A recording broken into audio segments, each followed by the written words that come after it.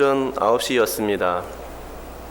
이 시간은 유대인들이 하루 3번 기도하는 기도의 시간 중에 아침 기도 시간이었습니다. 성령께서 마가다락방에 임하신 시간이 바로 이 아침 기도의 시간이었습니다. 성경에는 제3시로 기록되어 있는데 오전 9시입니다. 오전 9시라면 우리 주님께서 십자가에 못 박히신 시간이기도 합니다. 오후 3시까지 달리셨다가 돌아가셨으니까 한 6시간 정도 십자가상에서 고난당하셨죠. 공교롭게도 이 모든 시간이 아침 기도 시간에 맞물려 진행되었음을 알게 됩니다. 9시의 굿자를 생각해 하다 보니 떠오르는 얘기가 하나 있습니다. 언제쯤인지는 잘 모르겠지만 아주 옛날에 한 교회 전도사님이 사람들에게 전도하면서 교회 오면 구원받는다라고 전했답니다. 그 얘기를 가만히 듣고 있던 어떤 한 사람이 주일날 교회에 이제 나왔습니다. 그런데 혼자 나온 게 아니었습니다. 온 가족 식구들을 다 데리고 교회에 나온 겁니다. 옛날에는 자녀가 얼마나 이렇게 많았습니까? 그분은 교회에 나오면서 온 자식들을 다 데리고 줄줄이 끌고 교회에 나온 겁니다. 전도사님이 그걸 보면서 너무나 기뻤겠지요. 한데 그분이 하시는 말, 교회 오면 구원 준다면서요 라고 했다는 겁니다. 당시 구원이라는 돈은 상당한 큰 돈이었기 때문에 구원을 받으려고 온 가족이 줄줄이 온 겁니다. 그러니 얼마나 재미있는 일입니까? 그분은 구원을 영생 얻는 구원이 아니라 구원이라 생각하지 않고 돈 구원을 생각한 겁니다. 제가 이 얘기를 한 것은 그냥 지나가는 얘기입니다. 당시 오전 9시 기도 시간이 성령 강림 시간 사건과 일치하고 또 주님께서 십자가에 달리신 시간과 일치하게 드려본 말씀인데요. 하지만 제가 생각하기에 정말 그 시간은 구원을 위한 시간이었습니다.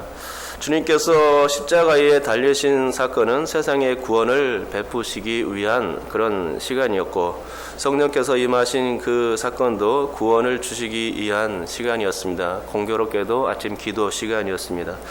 여기에 계신 여러분께서도 사실 구원받으려고 교회에 나온 것 아닙니까? 온 가족을 데리고 나온 예화의 주인공 또한 구원받으러 나간 거죠. 구원의 의미가 좀 다르긴 합니다. 아무튼 이 그 구원의 일은 성부와 성자와 성령께서 이루셨고 또 앞으로도 계속해서 이루실 합동 사역의 그런 구원 사역입니다. 또 오늘 제가 말씀드리려 하는 것도 구원의 일입니다. 그러기에 오늘 본문 설교에 들어가기 앞서 먼저 본문에서 제일 중요한 말씀부터 한번 읽어볼까 합니다. 우리 다 같이 21절 한번 읽어보도록 하겠습니다. 21절입니다. 읽겠습니다. 시작. 누구든지 주의 이름을 부르는 자는 구원을 받으리라 하였느니라. 아멘. 이게 베드로가 전하고자 하는 설교의 핵심입니다. 이것 때문에 베드로가 요엘 선지자의 이야기를 꺼내고 있는 겁니다. 성령께서 오신 이유가 구원을 베푸시기에 의해서 오셨음을 말씀해 주려던 참이었습니다. 성령은 예수께서 보내신 그리스도의 영이고 또한 성부께서 보내신 하나님의 영이십니다. 그런데 이와 같이 성부와 성령께서 성령을 보내신 이유가 무엇이냐? 그것은 바로 구원을 위해서, 구원을 베풀어 주시기 위해서라는 것입니다.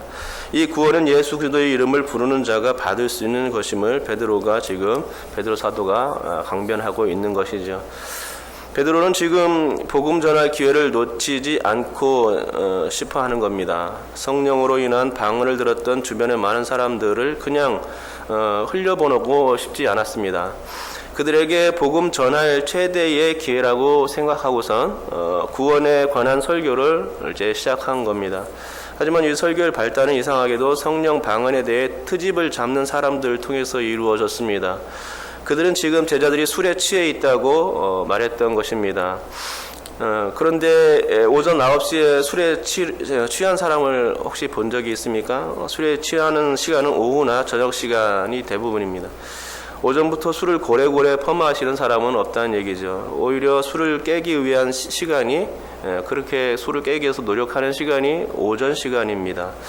그러니 엉뚱한 말이죠. 괜히 트집을 잡는 겁니다. 이런 엉뚱한 말로서 제자들이 심기를 건드리고 있는 것이 불편했습니다. 그래서 베드로가 이제 설교를 시작하고 그것을 해명하러 든 겁니다.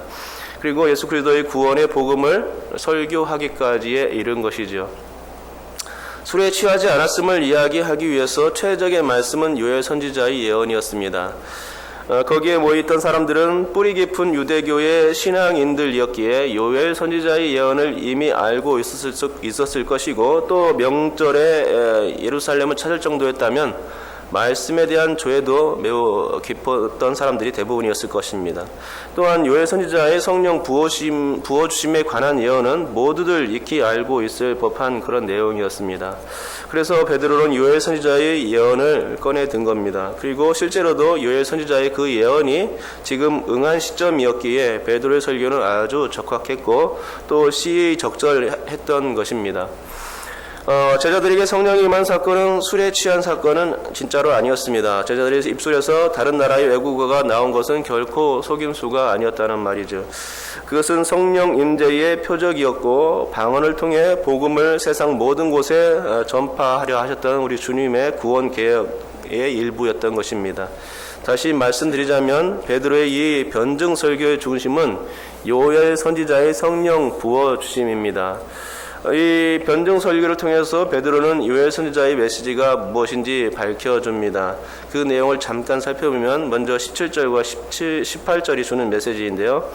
이 두 개 구절의 핵심은 모든 육체에 성령 부어주심입니다. 이게 핵심입니다. 과거에는 성령이 특별한 사람에게 또는 개별적으로 또 일시적으로 임했습니다. 구약시대 때 그랬죠. 하지만 이제는 그게 아니라는 겁니다. 요엘 선지자가 말씀한 성령의 날, 그날 이후로부터는 성령이 모든 육체에 부어지고 또 충만하게 부어질 것이며 또 계속적으로 부어질 것이라는 메시지를 전한 것입니다.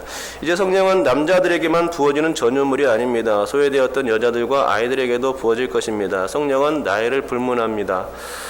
젊은이나 노인이나 가리지 않고 부어집니다. 심지어 종들에게까지 부어진다고 말씀하고 있습니다. 어떤 계급도 가리지 않고 부어집니다. 성령은 아주 공평하게 임하시고 거듭남의 구원 사역을 누구에게나 다 베풀 것이었습니다. 그런데 바로 그날이 오늘이라고 얘기하고 있는 겁니다. 바로 오늘 그 구원의 문이 활짝 열린 거였습니다. 사람들은 그것을 지금 목도하고 있는 것이죠. 또 19절과 20절에서 말씀하고 있는 핵심은 예수 믿지 않으면 구원을 받지 못한다는 증거의 내용이었습니다. 19절에서 말씀하는 기사와 징조에는 차이점이 있습니다. 기사는 즉시로 확인할 수 있는 특별한 일을 가리킵니다. 예수께서 중풍병자를 치료하신 사건이나 소경의 눈을 뜨게 한 사건은 그래서 기사입니다. 변화된 상황을 바로 목격할 수 있는 것이 기사라는 말입니다. 반면에 징조는 가시적으로 확 들어오는 사건이 아닙니다. 그게 아니라 자세히 관찰해야만 알 수 있는 일들입니다. 예를 들어 지진이 날 때 뱀이나 개구리들이 피난을 가는 것을 볼 수 있는데 바로 그런 것들이죠. 바람이 불기 시작하고 먹구름이 보이기 시작하면 비가 올 거라는 것을 알 수 있듯이 그런 것이 바로 이제 징조입니다. 세상에는 이렇듯 기사와 징조가 있는데 이 모든 기사와 징조들로서 역사를 주관하시는 분이 바로 하나님이십니다. 하늘에는 기사를 바라시고 땅에는 징조를 베풀어 당신의 뜻을 알려주시는 것입니다. 결국 이런 기사들과 징조들로 말미암아 성도들은 마지막 날을 알 수 있습니다. 주님께서 무화과 나무의 교훈을 말씀하신 것도 세상에 나타나는 기사와 징조를 통해서 하나님의 때, 하나님의 시간을 볼 수 있다는 거였습니다. 그러기에 그렇듯 무화과 나무의 징조를 비유로서 말씀해 주신 것은 그렇게 소리 없이 찾아오는 마지막 날을 대비하라는 거였지요. 그게 주님의 뜻이었습니다. 베드로도 마찬가지입니다. 그가 19절과 20절을 설교하는 것은 마지막 날이 분명히 이른다는 것이었습니다. 베드로는 그 날을 20절과 같이 주의 크고 영화로운 날로 소개하고 있는 것입니다. 그런데 그런 영화로운 날이 이르렀음에도 불구하고 회개하지 않고 예수 믿지 않으면 구원받을 수 없음을 20절을 통해서 밝히고 말씀해 주고 있는 것입니다. 곧 그런 자들은 해가 변하여 어두워지고 달이 변하여 피가 되는 그런 모습과 같이 될 거라고 얘기해 주고 있는 것입니다. 마태복음 24장 29절에 주님께서 이와 관련된 말씀을 주셨는데요. 그 말씀은 곧 그날 환란 후에 즉시 해가 어두워지며 달이 빛을 내지 아니하며 별들이 하늘에서 떨어지며 하늘의 권능들이 흔들리리라 라는 말씀이었습니다. 오늘 본문과 같은 개념의 그런 말씀이었습니다. 그런데 마태복음에 보면 예수님은 이 말씀을 하시면서 전후 문맥에 이렇게 더하여 말씀하신 것을 볼 수 있습니다.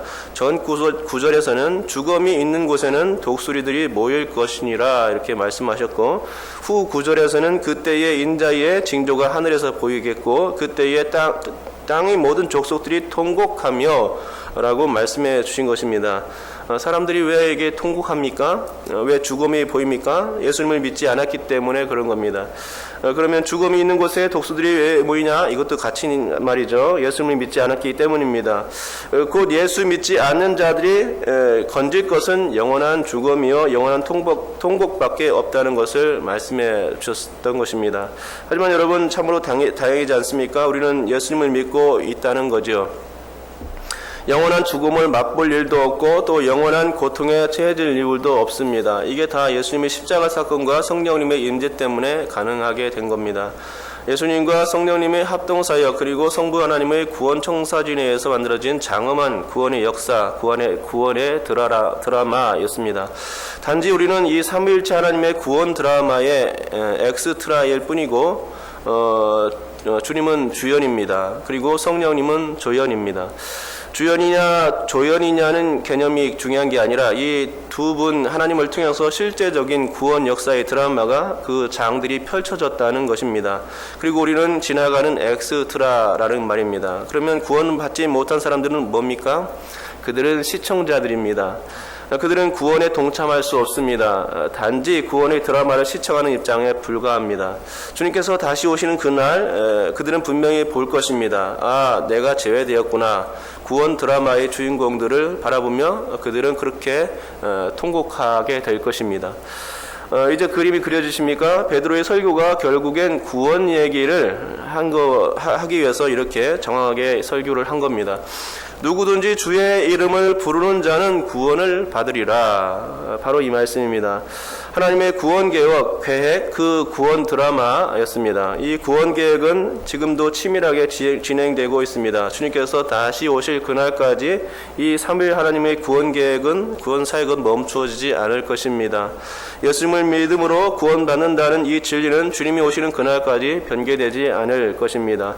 성령이 임하신 사건과 성령 방언은 결코 술에 취한 사건이 아니었습니다. 구원을 이루시기 위한 성령 하나님의 사역이었고 또 복음이 세상을 향해 뻗어나가게 하기 위한 시발점으로서의 방언 역사였던 것입니다. 구원입니다. 그것은 결국 우리를 향하신 구원 계획이었고 우리를 참여케 하기 위한 구원 드라마였으며 우리를 대상으로 하기 위한 하나님의 합동 사역이었던 겁니다. 이런 하나님의 구원 사역에 감사하며 마지막으로 바라는 것은 베드로의 설교처럼 예수 그리스도의 대변자, 복음의 변증자로 서는 것입니다. 이 일은 베드로뿐만 아니라 우리 모두의 사역인 줄 압니다. 베드로는 그 성령 강림 이후에 때만 되면 말씀을 전하는 사역자로 서는 것을 볼 수 있는데요. 오늘 그 성령 강림 이 사건 때 첫 설교를 하면서 베드로는 사람들에게 설교를 시작한 겁니다. 무슨 설교를 했냐? 그것은 예수 그리스도에 대한 설교였고 구원에 관한 이야기였습니다. 우리가 이 베드로처럼 구원을 주는 자 예수 그리스도에 대해서 말할 수 있는 사람들이 다 되어야 될 줄 믿습니다. 구원자 예수 그리스도 그분만이 우리에게 구원을 줄 수 있다 하는 사실을 알 수 있어야 되겠고 또 그래서 그 알고 깨달음으로 말미암아서 누구든지 주의 이름을 부른 자는 구원을 받으리라 라고 외칠 수 있어야 되겠습니다. 그것이 우리가 감당해야 될 일인 줄 믿습니다. 주님께서는 반드시 우리에게 구원을 주시려고 오셨고 또 그 일을 지금도 계속하고 계신 것이죠. 그렇기 때문에 우리가 그 일에 동참해야 되는 줄 믿습니다. 누구든지 주의 이름을 부른 자는 구원을 받으리라 하는 이 메시지가 우리의 입술 가운데서 떠나지 않기를 그래서 우리 삶 삶에서 만나는 모든 사람 가운데 예수가 전해지기를, 그래서 구원의 역사가 일어나기를 주님의 이름으로 축복합니다. 기도하겠습니다. 하나님 아버지 감사합니다.